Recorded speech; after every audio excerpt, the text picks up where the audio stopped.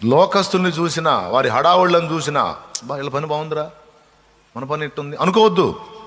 నవ్వుకోవటమే. నువ్వు ఏం చేయడం చెప్పు పెద్దగా. వాడి హడావుళ్ళు ఎన్ని రకాలుగా చేసినా సరే చిలక నవ్వులు వేసుకుంటా తిరగటమే నువ్వు. నిజమది. కాలు జారు చోటున వారు ఉన్నారు, ప్రమాదపు అంచులో వారు ఉన్నారు, వారికి తెలియట్లా సంగతి. ధనవంతుడి భోగాలు చూసి అందరూ ఏమనుకున్నారండి? అబ్బో నాయన ఆశీర్వదించబడినవాడు, దీవించబడినవాడు, ధన్యుడు. Full sound sir. ఏమైంది వాడి సౌండ్? ముగింపోయింది. చుక్క నీళ్లు. వాని ఇంటి వాకిట ఉన్నవాడు రొట్టె ముక్కను ఆశించాడు. అంటే నీళ్లు బహుశా వానికి ఎవరో ఒకళ్ళు తెచ్చి ఇచ్చిన బాపతుంది. ఎక్కడ? లాజరు దగ్గర. వీడి గతి చూడు, వీడికి ఆ చొక్క నీళ్లు కూడా లేవు. వీడికి ఆ చొక్క నీళ్ళు లేవు. అతనేమో రొట్టె ముక్క కోసం యాతన పడ్డాడు, అది కూడా కొద్ది రోజులు. వీడేమో చొక్క నీటి కోసం అబ్రహాము రిక్వెస్ట్ చేస్తున్నాడు. తండ్రి వైన అబ్రహామా, నీ దగ్గర ఉన్నటువంటి లాజరును నా యొద్దకు పంపించు, వాని చీటికని వేలుతో ఒక చుక్క నీళ్లు నా గొంతులో వదిలితే బతికిపోతానేమో, యాతన పడుతున్నాను. పోనీ ఆ ప్రార్థన అన్నా వినబడిందా? అంగీకరించబడిందా? చూడు, నా యందు కనికరపడి తన వ్రేలి కొనను నీళ్లలో ముంచి నా నాలుకను చల్లార్చుటకు లాజరును పంపుము, నేను ఈ అగ్ని జ్వాలలో యాతన పడుచున్నానని కేకలు వేసి చెప్పాను. కనికరపడి అని వీడు కనికరాల గురించి మాట్లాడుతున్నాడు. వీడు కనికరాల గురించి, వీడు జాలి దయల గురించి మాట్లాడుతున్నాడు. బిడ్డ బిడ్డ బిడ్డ మట్టి గడ్డ. ఈ కనికరం గురించి అరే భూమి మీద నీ ఇంటి వాకిట పడున్నోటికి అంత రొట్టె ముక్క పెట్టి ఉంటారా ఏనాడన్నా కనికరపడి? కనికరము కలిగిన వాడు కనికరము గల తీర్పు పొందును, కనికరము లేనివాడు కనికరము లేని తీర్పు పొందును. కనికరము తీర్పును మించి అతిశయపడును. అందుకే మీరు కనికరం కలిగిన వారై ఉండన్నాడు. ఈడ ఆ కనికరాన్ని వదిలేశాడు. కానీ అక్కడికి పోయి ఏమో కనికరం అడుగుతున్నాడు. తండ్రి అయిన అబ్రహామా, నా మీద కనికరపడి. ఓయబ్బో కనికరపడి నువ్వు చూపించావురా. లాజర్ అనే దరిద్రుడు ఈ ధనవంతుడు అనేవాడికి దేవుడు ఇచ్చిన చివరి అవకాశం. వానికి సాయం చేయరా నిన్ను తప్పిస్తా అని దేవుడు ఇచ్చిన చివరి ఆప్షన్ ఎవరన్నా ఉన్నారంటే ఆ ధనవంతుడికి ఈ దరిద్రుడే, లాజరే. ఆ లాజరుని కూడా వాడు వినియోగించుకోలేకపోయాడు, హెల్ప్ చేయలేకపోయాడు, అందుకే పోయాడు. కాబట్టి మళ్ళీ నొక్కి వక్కాణిస్తున్న ఈ ఒక్క పాయింట్ మనసులో పెట్టుకొని, భక్తిహీనుల క్షేమం నీ కంటపడ్డప్పుడు మత్సరపడొద్దు, నిన్ను నువ్వు విమర్శించుకోవద్దు. నా కర్మ, నా దరిద్రం నాకెట్ట తగలబడిందని శాపాలు పెట్టుకోవాకు. నువ్వు భక్తిపరుల లిస్టులో ఉన్నావు, నువ్వు భక్తురాండ్ర లిస్టులో ఉన్నావు గనుక నీ విషయంలో దేవుడు స్పెషల్గా జోక్యం చేసుకుంటాడు. అందరు వేరు, నువ్వు వేరు. అందరి లైఫ్లో నీ లైఫ్ వేరు. అందరి జీవితాలు అలా ఎందుకున్నాయి, నా జీవితం ఎలా ఎందుకుంది అంటే, అడవిలో దేవదారు వృక్షాలు చాలా ఉన్నాయి. ఒక ఆయన వచ్చాడు, మార్కర్ తీసుకున్నాడు, ప్రతి చెట్టు దగ్గరికి వెళ్ళి చూస్తున్నాడు. 2-3 చెట్లు చూస్తున్నాడు, 4వ చెట్టు దగ్గర ఒక గీతకేస్తున్నాడు. మళ్ళీ 2-3 చెట్లు తిరుగుతున్నాడు, 4వ చెట్టు దగ్గర ఒక గీతకేస్తున్నాడు. అట్లా ఉన్న చెట్లన్నిటిలో మొత్తంలో 2 భాగాలు చేశాడు. ఒకటి గీతలు గీయబడ్డ చెట్లు, ఒకటి గీతలు గీయని చెట్లు. గీతలు గీయబడ్డ చెట్లు అంటే ఎంపిక చేయబడ్డ చెట్లు, ఎన్నుకున్న చెట్లు, ఏర్పరచుకున్న చెట్లు, ప్రత్యేకించుకున్న చెట్లు, దేవుడు కోరుకున్న చెట్లు కొన్ని ఉన్నాయి. అవే భక్తులు, వారే భక్తులు. లోకములో నుండి ఆయన వేరుపరచుకున్నటువంటి పాత్రలు. వారెందుకలా, నా బతుకెందుకు ఇలా అనే మాట నీకు నాకు రాకూడదు. ఎందుకో చెప్తా. ఈ మార్క్ చేశాడు కదా, గీతలు గీశాడు కదా, ఈ చెట్లు మిగిలిన చెట్లకి వెళ్ళి చూసినాయి. ఏంటి మీ మీద మార్క్ చేయలేదేంది, మిమ్మల్ని కోరుకోలేదా? ఏదో మరి ఆయన ఏందో మరి మమ్మల్ని కోరుకున్నాడు. మురిసిపోయినాయి. మిగిలిన చెట్లు మౌనంగా ఉన్నాయి.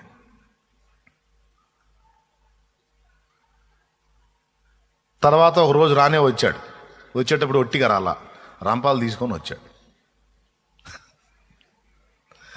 రంపాలు తీసుకొని వచ్చి ఇక కోత మొదలు పెట్టాడు. మార్కు చేసిన చెట్టుని కోస్తున్నాడు. రంపం తీసుకొని ఇక కోత మొదలు పెట్టాడు. అప్పుడు కొయ్య బడని చెట్లు నవ్వటం మొదలుపెట్టినాయి. ఏంటి ఇప్పుడు బాగుందా? ఏంది మిమ్మల్ని కోరుకున్నాడా? కోరుకున్నాడు, భలే కోరుకున్నాడు. మా జోలికి రావట్లేదమ్మా, దేవునికి స్తోత్రం. మమ్మల్ని వదిలేశాడమ్మా. ఆ మార్కు మా మీద పడకపోవటమే మంచిదమ్మా, స్తోత్రం. అది కొంతమంది అన్ని జనులు అంటారు కదా, ఆ యేసు ప్రభువుని మీరే కలిగి ఉండి మీరే ఉండరు, అడిగి పోతారు. మాకొద్దురా బాబా, ఆ పత్యాలు మాకొద్దు, ఆ దేవుడు మాకొద్దు. ఏం పత్యాలు రా నాయన, పసికల్లోడికి కూడా లేవన్నీ పత్యాలు. అది చేయకూడదు, ఇది చేయకూడదు, అలా ఉండకూడదు, ఎలా ఉండకూడదు, అట్లా ఉండకూడదు, ఎట్లా ఉండకూడదు. అది ఏంది ఇది? మీరే ఆనందించండి. మార్కు చేసిన చెట్టు కోసి అవతల పడేశాడు, మొత్తాన్ని కోత పెట్టేశాడు. అప్పటిదాకా నిటారుగా నిలిచిన పాపం ఆ మిగిలిన చెట్ల ముందు నేల మట్టుకు పడిపోయినాయి.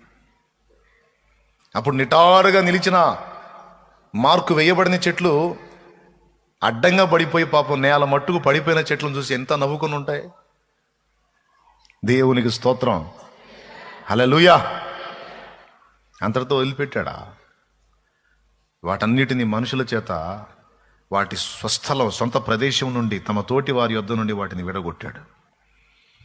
తీసి ఎక్కడి నుంచి దొల్లిచ్చాడు తెలుసా? వాటిని ఈ పర్వత శ్రేణుల్లో ఉంటాయి అవి, అక్కడ కట్ చేసి అక్కడ నుంచి దొల్లించడం మొదలుపెట్టారు.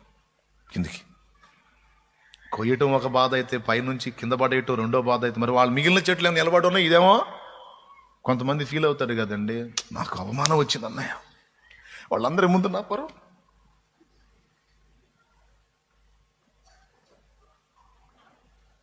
నా తల కొట్టేసినట్టు అయిపోయింది. ఓయమ్మో, కిరీటం కింద పడిపోయిందా? తప్పదమ్మా, తప్పదు నాయన. నేల మట్టుకు ఏసే తగ్గించుకున్నప్పుడు నువ్వు నేను ఎంత చెప్పు. శిలువ మరణము పొందునంతగా విధేయత చూపిన వాడై తన్ను తాను తగ్గించుకోనేను. ఫిలిప్పీ పత్రిక 2వ అధ్యాయము 5వ వచనం నుంచి అద్భుతమైన మాటలు. క్రీస్తు యేసునకు కలిగిన ఈ మనస్సు మీరు కూడా కలిగి ఉండండి. ఆయన దేవుని స్వరూపం కలిగిన వాడై ఉండి దేవునితో సమానముగా ఉండుట విడిచిపెట్టకూడని భాగ్యమని ఎంచుకొనలేదు గాని, మనుషుల పోలికగా పుట్టి దాసుని స్వరూపం ధరించుకొని తన్ను తానే రిక్తునిగా చేసుకొనెను. మరియు ఆయన ఆకారమందు మనుషుడుగా కనబడి మరణము పొందినంతగా, అనగా శిలువ మరణం పొందినంతగా విధేయత చూపిన వాడై తన్ను తాను తగ్గించుకొనెను. కొంచెం తగ్గింపును తట్టుకోలేరు, కొంచెం తృణీకారాన్ని తట్టుకోలేరు. కొద్దిగా ఇతరుల ముందు ఏదన్నా అవమానం కలిగితే ఓయమ్మో, కిరీటం కింద పడ్డట్టు ఫీల్ అవుతారు. పాపం వాటితో పాటు అంతకుముందు నిలబడి ఉన్న చెట్లు ఇప్పుడు అడ్డంగా కింద పడిపోయాయి. ఇది రెండో బాధ. కోత ఒక బాధ అయితే, నేల మీద పడవేత ఇంకొక బాధ. అంతటితో ఆగకుండా కొండ మీద నుంచి దొల్లించింది మూడో బాధ. అంతటితో వదిలిపెట్టారా? ఈ మొత్తాన్ని కలిపి ఒకదానికోటి కలిపి బల్లకట్టు అంటారు. తెలుసా మీకు? బల్లకట్టు అంటే తెలుసా మీకు? తెలిసిన వాళ్ళు చేతులు ఎత్తండి. ఏంటి బల్లకట్టు అంటే?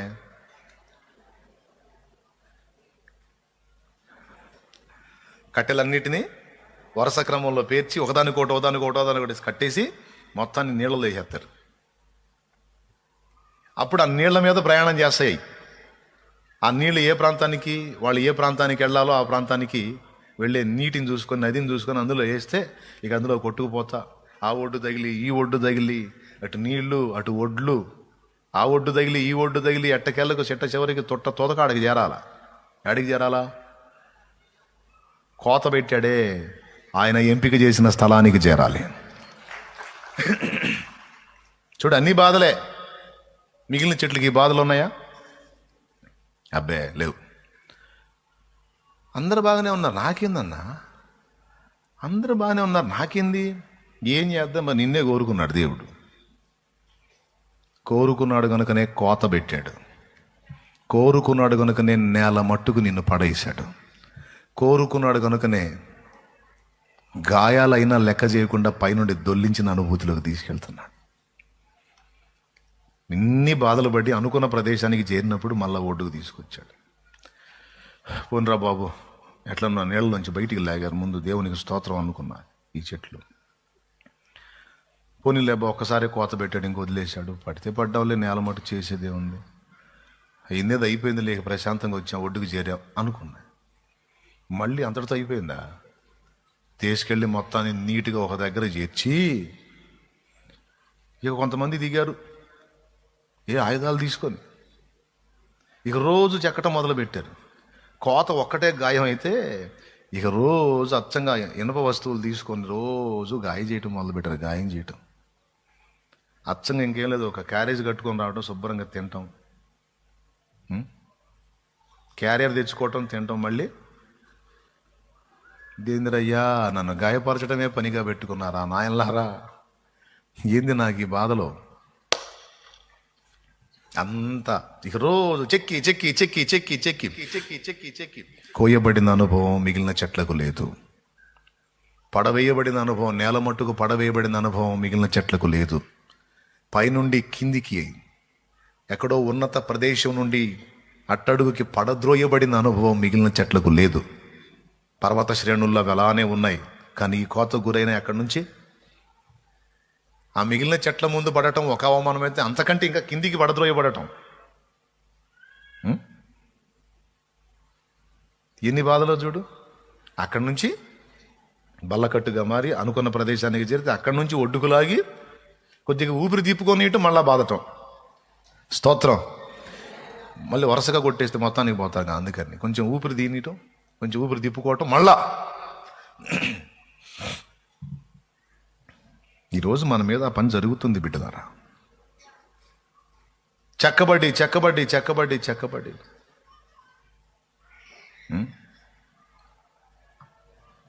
పాపం ఎండబెట్టబడ్డాయి, ఎర్రని ఎండలు మాడిపోయాయి, కొమ్మలన్నీ కత్తిరించబడ్డాయి.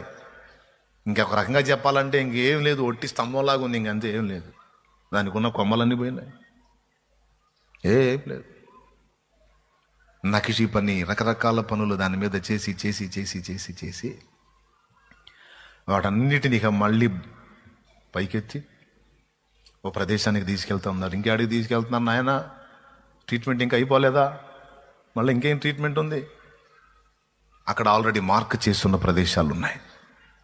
ఆ మార్క్ చేస్తున్న ప్రదేశాల్లో గుంటలు తవ్వి ఒక్కొక్క దాన్ని ఒక్కొక్క ప్రదేశంలో నిలబెట్టడం మొదలుపెట్టారు. అంతటితో అయిపోయిందా? నిలబెట్టిన వీటన్నిటిని ఎత్తి మీద బోరు వేశారు, అటు ఇటు గదలకు. చూడు ఎన్ని బాధలు, దేవదారు బాధలు. మొత్తం వెయిట్ వేసేసి దాని మీద ఏదో కప్పులాగేసి పడేశారు. మళ్ళీ దాని మీద ఇంకా అంతస్తులు నిర్మించారు. అంతా అయిపోయింది, అంతా అయిపోయింది.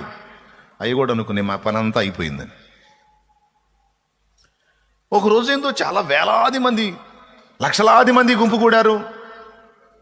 అందరూ ఈ దేవదారు రాళ్ళ చుట్టూ, వీటి మీద కట్టబడిన దాని చుట్టూ గ్యాదర్ అయ్యారు. చూస్తే లక్షలాది మంది. కొంతమంది ప్రత్యేకమైన వస్త్రాలు ధరించుకున్న వ్యక్తులు వచ్చారు. వచ్చి ఈ దేవదారు చెట్ల మధ్యలో ఏవేవో కొన్ని కల్పించారు. ఆ కల్పించబడిన దగ్గరకు వచ్చి ఏవో కొన్ని కార్యాలు చేశారు. తర్వాత ఒక ప్రత్యేకమైన వ్యక్తి ఉన్నాడు, ఆయన స్పెషల్గా రెడీ అయ్యాడు. అతను వచ్చాడు. అతను కదులుతున్నా, అతను మాట్లాడుతున్నా అందరూ నిశ్శబ్దం అవుతున్నారు. అతను వచ్చి ఆకాశం వైపు చేతులెత్తి అతనేదో కొన్ని మాటలు అన్నాడు. ఇటు యాజకులు, అటు అతను, ఇక ప్రజలు అంతా మాట్లాడుతూ ఉంటే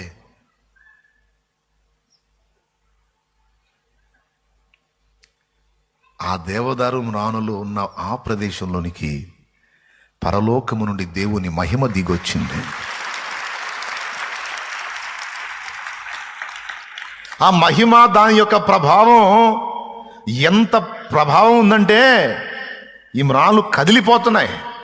అంత ప్రభావంతో ఆ తేజస్సు దిగొస్తే అప్పుడు ఈ దేవదారు మ్రాలు గుర్తుపట్టినాయి. అమ్మో, ఏమిటి ప్రభావం, ఏమిటి మహిమ, ఏమిటి ఆనందం!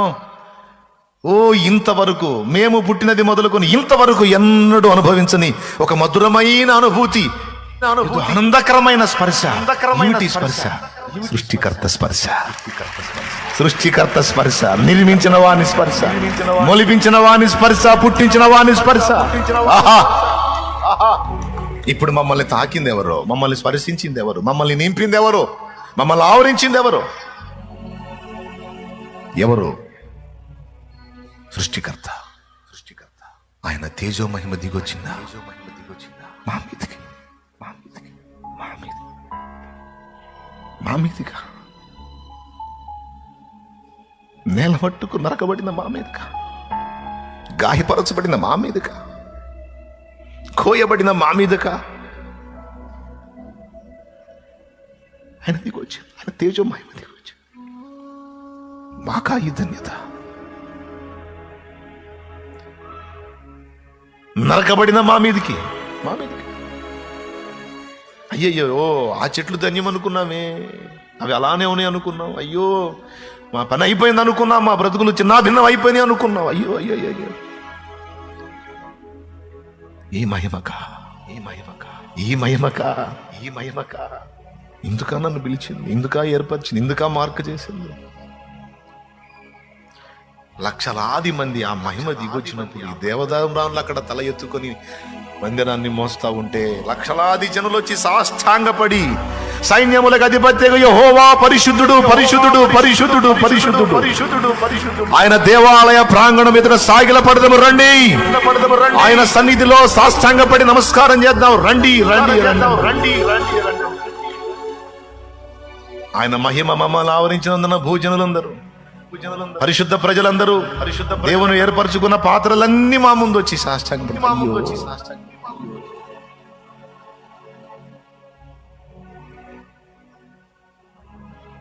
ప్రజలు ఎవరు చూసినా వాటికెళ్ళి ఆలయం వెళ్ళి ఒక ఆప్యాయత, ఒక అనురాగం, ఒక తన్మయత్వం, ఒక భక్తి భావం. ఒక స్తంభాన్ని తాకి స్పర్శించి తృప్తి చెందుతున్నారు, ఒక్కొక్క స్తంభాన్ని స్పర్శించి ఇది నా దేవుని మందిర ప్రాంగణం అని ఒక స్తంభాన్ని పట్టుకొని ఏడుస్తున్నారు. మనుషుల స్పర్శ నా దేవుని ఆలయ ప్రాంగణం.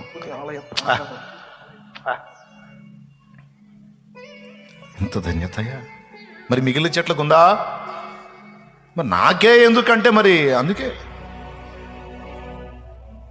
నిన్ను కోరుకున్నాడు, నిన్ను ఏర్పరచుకున్నాడు. అందుకే నీ విషయంలో స్పెషల్గా జోక్యం చేసుకున్నాడు. నాకెందుకు ఈ అవమానాలు, నాకెందుకు ఈ అన్యాయం, నాకెందుకు ఈ గాయం, నేను చేసిన ద్రోహం, నేను చేసిన పాపం. నా చెట్టు అనుకున్నట్టు ఈరోజు నువ్వు నేను అనుకుంటాం. కొన్ని సందర్భాల్లో నా జీవితంలో నేను కొన్ని చేదైన ఘట్టాల్లో దేవుడిని ఇలానే ప్రశ్నించాను, ఎందుకయ్యా నన్ను ఇట్లా చేశాను తెలియక. తర్వాత ఇంకా ఏమంటానన్నమాట, ఎందుకంటే నాకు అర్థమైంది ఆయన అన్యాయస్తుడు కాదు. అలా అడవి చెట్లలో నుండి నన్ను కోరుకోవటమే నా అదృష్టం.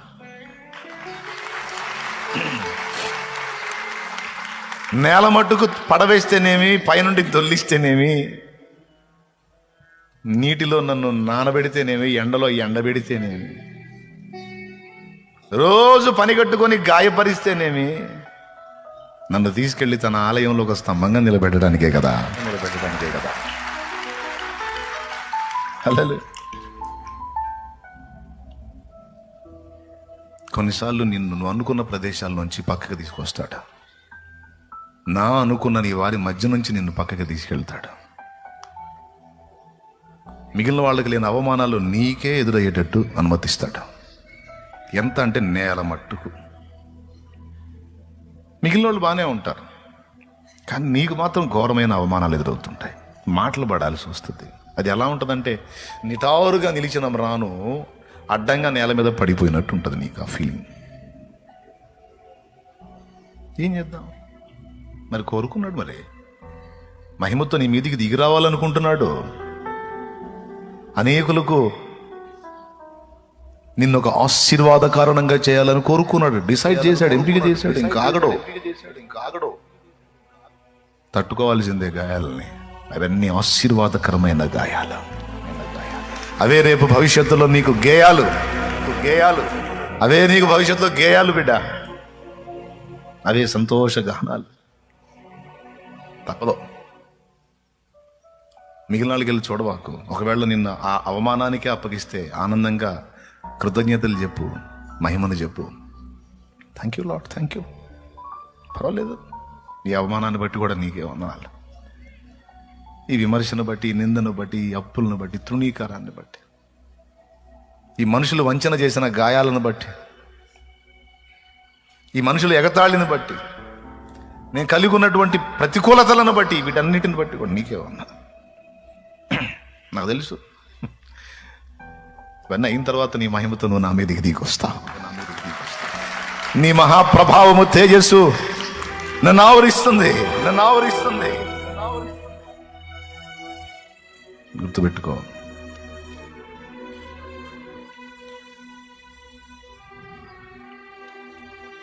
కాల్చబడకపోతే స్వర్ణం విలువ పొందలేదు.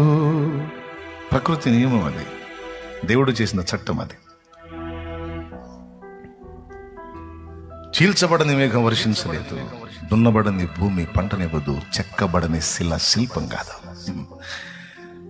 దేవుడు నీ జీవితంలో జోక్యం చేస్తున్నాడు. నాకే ఎందుకు ఇలా అన్నదానికి సమాధానం చెప్పాను. భక్తి పరులారా, లోకము నుండి నా ప్రభు ఏర్పరచుకున్న వారలారా, లోకముల నుండి ప్రత్యేకించి మార్క్ చేయబడ్డ వారలారా, పరిశుద్ధాత్మను సంచకరువును పొందిన వారలారా, పరిశుద్ధాత్మాభిషేకము చేత నింపబడిన వారలారా, చీకటిలోను మరణాంధకారములోను కూర్చున్న మిమ్మల్ని ఆశ్చర్యకరమైన తన వెలుగులోనికి పిలిచిన వాడు నీతో చెప్పు సంగతులు. భయపడవద్దు, విస్మయం పొందవద్దు. నువ్వు ఎన్ని గాయాల్లో గుండా ప్రయాణం చేస్తున్నా ఇది మాత్రం మరవద్దు, నేను నీకు తోడై ఉన్నాను. నిబ్బరము కలిగి ధైర్యముగా నుండు. నేను నీకు తోడై ఉన్నా. ఎదురవుతున్న ప్రతికూలతను బట్టి కంగారు పడిపోవక. మిగిలిన వాళ్ళకు ఉండవు, నువ్వు 100 సార్లు వెతికినా ఉండవు. నిన్ను నేను స్పెషల్గా ఏర్పరచుకున్నాను కనుక నీకు స్పెషల్ ఉంటుంది అంతే. ఎవరికోళ్ళకి వాళ్ళ లైఫ్ మిగిలిన వాళ్ళతో పోల్చుకుంటే ప్రత్యేకంగా కనపడుద్ది. ముఖ్యంగా దేవుని పిల్లలకి. నా జీవితం ఎంతమంది ఒప్పుకుంటారు ఈ మాట? మిగిలిన వాళ్ళతో పోల్చుకొని ఎవరి లైఫ్ వాళ్ళు, ఇదే నా లైఫ్ డిఫరెంట్గా ఉంది అనిపిస్తుందా లేదా? నాకు అనిపించింది, అందుకని నేను మీకు కూడా మరి అదే ప్రత్యేకించుకోవటం అంటే. వాళ్ళు ప్రత్యేకించుకున్నాడు. అందుకే పోల్చుకోవద్దు, ఎవరితో పోల్చుకోవద్దు. ఒకటే మెంటల్గా ప్రిపేర్ అయిపో. నేల మట్టుకు నీ తోటి చెట్లు ఉంటే ఆకాశానికి ఉంటే అలానే నువ్వు మాత్రం నేల మట్టుకు అడ్డంగా పడవేయబడినా ఇబ్బంది పడద్దు. నీ తోటి కొలీగ్స్, నీతో జాబ్ చేసేవాళ్ళు నిలబడి ఉంటారు చెట్ల వల్లే, నువ్వు మాత్రం వాళ్ళ ముందు అడ్డంగా పడ్డ చెట్టు వల్లే ఉంటావు.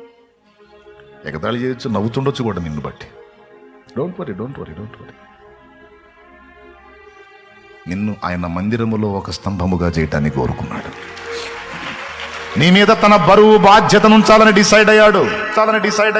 నీ భుజాల మీద భారం ఉంచాలని కోరుకున్నాడు. భక్తిపరుడా, కలవరపడద్దు, కలత చెందొద్దు, నిరాశపడద్దు, అవిశ్వాసానికి తావివ్వద్దు, అడ్డ ప్రశ్నలు వేయొద్దు. దేవుణ్ణి నీ చిత్తమే నా ఎడల సిద్ధించుగాక అంటూ దేవుని మహిమపరచు. ఆమేన్.